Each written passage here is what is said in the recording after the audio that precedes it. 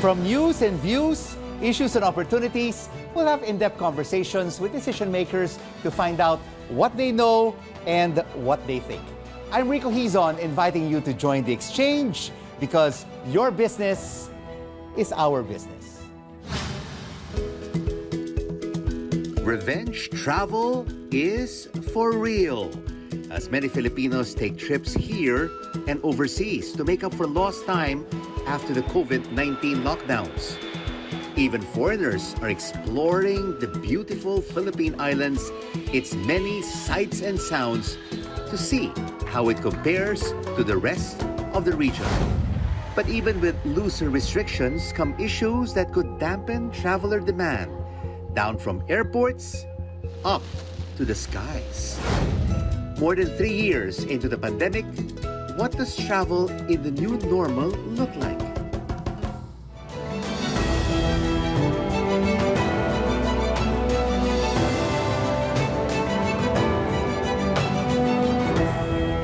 The local tourism industry is still on the mend as it continues to recover from tough pandemic restrictions. With revenge travel now in full swing, what could get in the way of the sector's full recovery? Let's now have an exchange with Bob Zozobrado, Tourism Congress of the Philippines President. Bob, great to see you once again. There's so much pent-up demand in revenge travel. How is Philippine tourism handling it? First of all, I'd like to make a comment about what I think of the phrase revenge travel. I think it's negative, a phrase to describe something beautiful, such a beautiful activity as traveling, and then you brand it with a negative word like revenge, you know. I'd rather call it relief travel. All right. Because it's such a nice, a relief to be able to travel again, and relief is more positive than revenge. So that's what I think about revenge. But revenge travel. is a global term right now. So you have now introduced a new term, relief rather than revenge. Yes, revenge is too strong a word, too harsh. Okay. For something that is a beautiful activity. So Anyway, how what could get is in the Philippine way? tourism now then handling relief travel? Are we ready? Are we on point? Are we competing with the rest of the region? We are ready, and in fact, our recovery has been faster than any of our neighbors. However, we still cannot be on the same level as Thailand or Malaysia or the other ASEAN neighbors, because they've had it since before, and their structure, their tourism structure is still much better than ours. But we are going there. We're getting there, and in fact, recovery is expected. I mean, it's expected that we arrive or we achieve the pre-pandemic arrival figures early next year. So Bob, that's how optimistic we are. but Bob, why are we not on even keel with the big tourism industries of Thailand and Singapore and Vietnam when we all stopped our tourism industries during the pandemic? We could have caught up with them. Yes, but as I said, tourism structure still has to be improved. And we need to, like, for example, Thailand is doing very, very well with their MICE industry. And that is something that we have to compete with. And that's something that we have to improve. During the last, a few weeks ago, the Department of Tourism called a meeting, a focus group discussion on the tourism industry. What else could we improve? And I suggested that we create our own an agency that's dedicated fully to MICE, so that we can focus, because MICE business is very lucrative, and that Thailand is doing great guns with their MICE business. They have a separate agency that is under the Prime Minister's office, and the agency does nothing but focus on getting MICE business for Thailand. All right. We should do the same thing. So Bob, for all our viewers watching us right now, MICE are not rats, but meetings, events, conventions, and events. But of course, as you say, we have to make a lot of adjustments. But Could Filipino and international travelers be discouraged to travel into the country? Because we've had so many issues happening in 2023. The power issues at NAIA in January and May. It already happened twice. Yes. You have poor airline responses, congestion, unpredictable weather, and high prices. Could this set us back Yes. even further?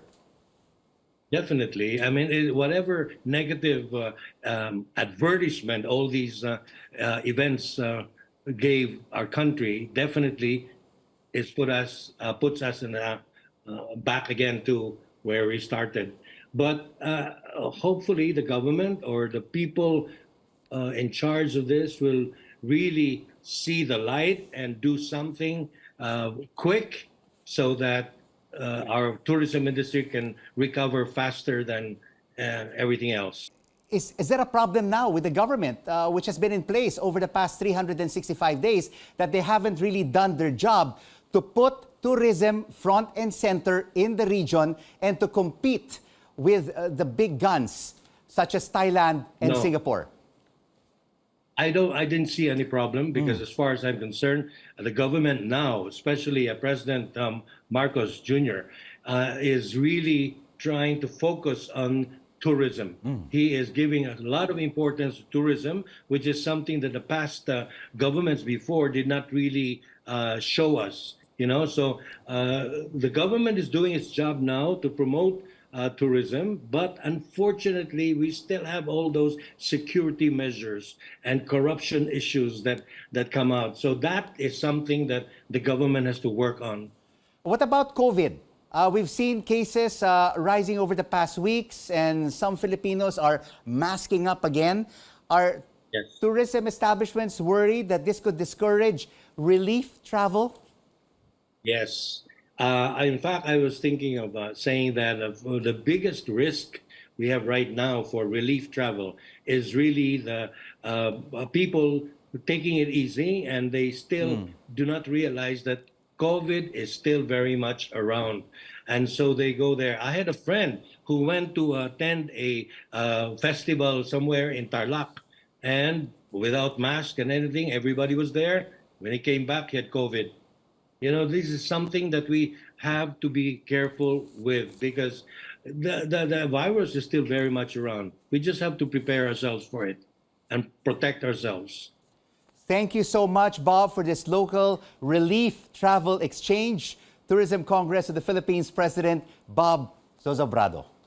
And now here are the week's top business stories. The Treasury Bureau says the country's debt topped 13.9 trillion pesos in April, a new record high. The agency cited the peso's weakness against the US dollar, which weighed on foreign loans.